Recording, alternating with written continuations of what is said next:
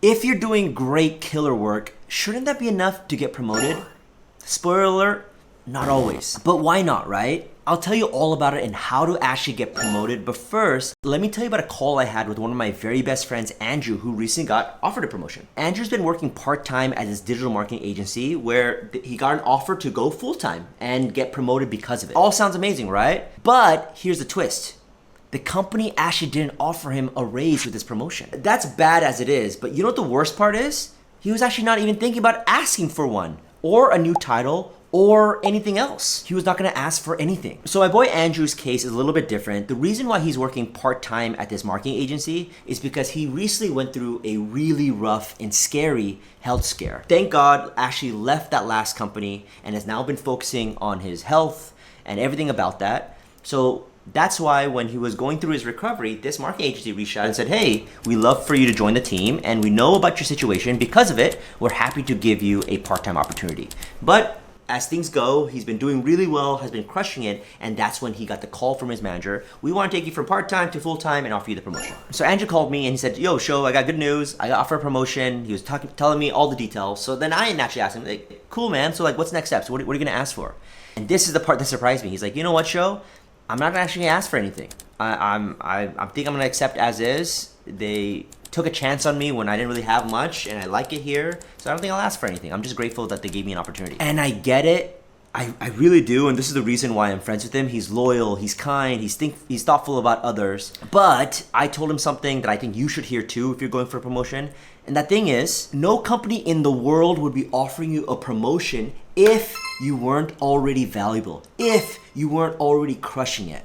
So the same thing that I told him is the same thing I'll tell you. Asking for more pay is not greedy, it's not selfish, it's just being paid in alignment with all the value that you already bring. It's being paid fairly. It's a win-win for you and a win-win for the company because they still get your amazing talent and services. Because Andrew didn't get promoted out of pity. Andrew got promoted because he's doing great, amazing work. And the company recognizes that. So it's not always bad companies that they try to do this and try to get less out of you, but it's your responsibility to actually ask for more and see what else they can do. Hey, my friend, welcome back to the Work Happier podcast with Shoduwan, where we cover everything that you need to get hired, get paid, and advance your career, and in this case, get promoted. If you have any DMs, crazy stories, or questions you want me to cover in next week's episode, email us or DM us at podcast@workhap.com, and we will feature you there. So this call with Andrew, it got me thinking, how many of us stop ourselves going from a promotion, going for more money, because of these thoughts? These thoughts of, well, I should be grateful, or now's not the right time, or maybe I can ask next year after I do this, or if I work hard enough, yeah, they'll definitely notice and that's when I'll get my raise. And now all these thoughts, they're completely natural, but what if you're already doing everything right and you're still invisible? You're still not getting the results. So that's why I want to come on here today and answer the real DMs and messages that I've gotten recently and help you and everybody else get paid and get promoted this year. Because the truth is, a lot of us are dealing with the same doubts, just in different forms. So let's dissect exactly what these different cases, these different situations can look like, and how you can get paid and promoted this year. Let's start with the first story. She said, hey Sho, I've been at my company for almost 2 years now, and I've been consistently getting great feedback. Great. I feel like I'm ready for a promotion, but I haven't said anything directly because part of me thinks if I just keep working hard, they'll notice. Should I speak up or just wait it out? Ooh, Janice, I hear you. But let me tell you this straight so you know this with my mic right here. Your hard work deserves a microphone. And if you've been crushing it quietly for months and you think that your manager's gonna notice, or your manager's gonna notice, or your team member's gonna notice, I'm gonna give you to you straight. They're not gonna notice. Because your manager is focusing on their own promotion. And they're focusing on someone else's promotion who asked for it. And they're juggling so many different things up in the air that if you don't say anything, they're never gonna notice. They're never gonna proactively reach out to you and say, hey, Janice, you've been doing amazing work. I will build you up. Only 1% of the time will that ever happen. So I want you to take control of the other 99% of the time. So I wanna be very clear here and say that you asking for a promotion doesn't mean that you're being entitled. It doesn't mean that you're not grateful or thankful for all the opportunities. It just means that you're being clear on what you want and you have the communication skills to talk with your manager about it. Because the best move you can make, especially after you've consistently done great work, is have that sit down with your manager and let them know that you're ready for more. Because that conversation alone, you having that courage to schedule that one-to-one, book a time on their calendar, sit in the room with them face to face and talk things out, it can shift everything. And if you're a little bit nervous about it because it's your first time, I don't blame you. You can say something like this. Hey, Tony, I want to bring up something that's important to me. I've really working with you and the rest of the team on XYZ project, and I feel like I've grown a lot in this role. I've been thinking about my next steps here, and I'd love to explore the possibility of a promotion. Would you be open to chatting about what my career progression can look like here? So what does that conversation set you up for? So now Tony, your manager, or whoever your manager is, now knows what you want and now knows that you're thinking about moving and progressing ahead in your career. They might not have the exact answer off the top of my head. So when you have that conversation with Tony, they might not be immediately say like, yeah, you have been doing great work. Here's a promotion now, or here's a promotion in 3 months. But at the very least, you have planted a seed in Tony's head that will bloom in the future. Hopefully it blooms sooner than later, but that seed would have never been planted if you never had that conversation. So that's the first scenario where you've been heads down, doing great work, but haven't had that conversation. But what if you have already asked? What if you have already had that conversation with Tony or with somebody else? We mentioned it before, maybe you dropped hints, maybe you've even outright said it, but nothing's happened. So I got this DM that I thought was very applicable to that situation, and I want to answer that question. Hey, Sho, I finally had that conversation with my manager. Wonderful. I've even dropped hints, but nothing's moved. I'm scared I'll come off too aggressive if I keep pushing and might get fired instead. Woo. Okay, Anna, that's 100% a valid thought. But let's take another step back here. It's so rare for you to get promoted if you're doing great work and just because you ask for more, right? It's not to say that if you keep pressing and you do shitty work, yeah, that's not a good recipe for success. But if you're a high performer, if you're really going above and beyond and you're helping your manager with their job, chances are they want to promote you because, again, they don't want to lose you, right? So maybe you've already been dropping hints.